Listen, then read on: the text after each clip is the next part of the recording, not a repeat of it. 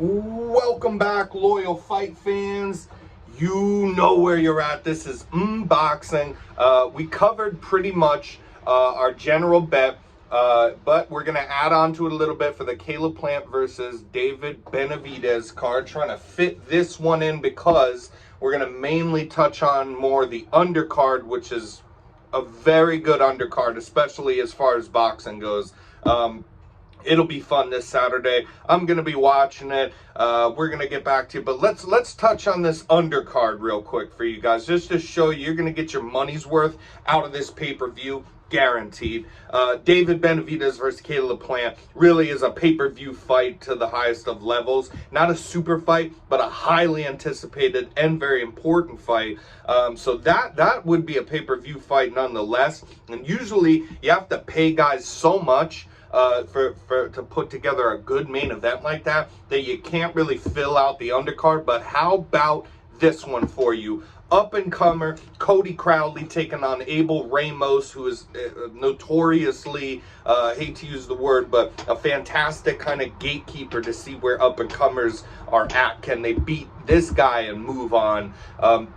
That'll be a really close, good fight, rather, a good fight. And we are going to pick Cody Crowley to be what he says he is in that fight. And then we have Jesus Ramos, the other Ramos, taking on Joey Spencer. Joey Spencer, an up-and-comer. We are not going to gamble on this fight. This is one that is a very close odds fight, a pick'em fight, because Joey Spencer basically is the young up-and-comer guy that is supposed to show what he's made of here.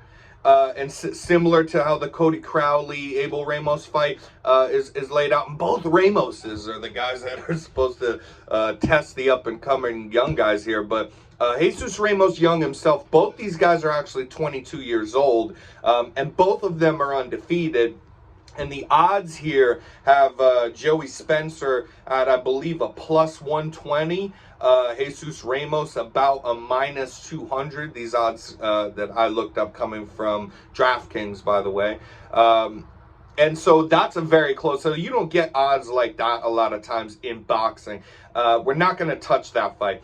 But the co-main event is really what we're all here for, besides the main event, and it is absolutely fantastic. Jose Valenzuela versus Chris Colbert. Chris Colbert coming back off the loss to Hector Luis Garcia. He was supposed to win that fight. Garcia was a huge underdog for that fight. Pulled out the victory. Dropped Chris Colbert. Now, here we are going to bet on this fight. Now, here's the deal. This is a super close odds fight. The underdog in this fight, Jose Valenzuela, at I believe, again, a plus 120 underdog. I don't agree with these odds. Both these guys are coming off of losses, but prior to Chris Colbert's loss, he was a very good boxer. Knew how to move around, knew how to put his punches together, decent jab on, good boxer. Not a big puncher, not somebody who was ever going to be a devastating force, but more just outbox you and kind of a slickster.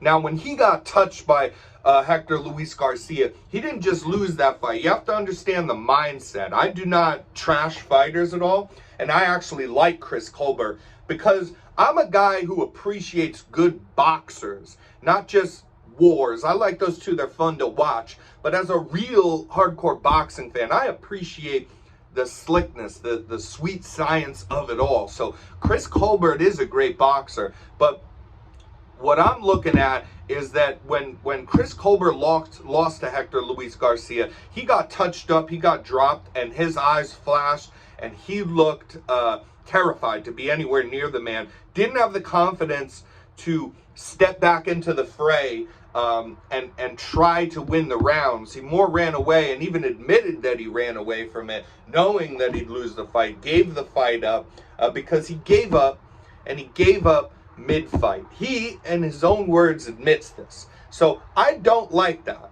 I don't like that. That's not what boxing is about. And a guy that is such a highly touted prospect who was supposed to get that Tank Davis fight if he won, I don't like seeing that in a guy like that. Still a fan of him, but I'm just touching on why we're making these bets here. And meanwhile, Jose Valenzuela was putting guys to bed. Just putting guys to bed, man. Before he got absolutely ran over by Edwin Dos Santos, who's a very, very hard-hitting Dominican. And basically what happens in that fight is that, these guys are trading, and Dos Santos just absolutely storms on Jose Valenzuela. They're both hard hitters, so this is puncher versus puncher. No real slickster boxing involved in this one that took place in September of last year. So Valenzuela got ran over, but that's a guy that got ran over as opposed to running away from the fight. That's a guy who knows what he is as well. I got to live and die on my punching power. So that's my game plan. And if I can't rely on being a slickster because it's just not what I am at the moment, he was doing the right thing.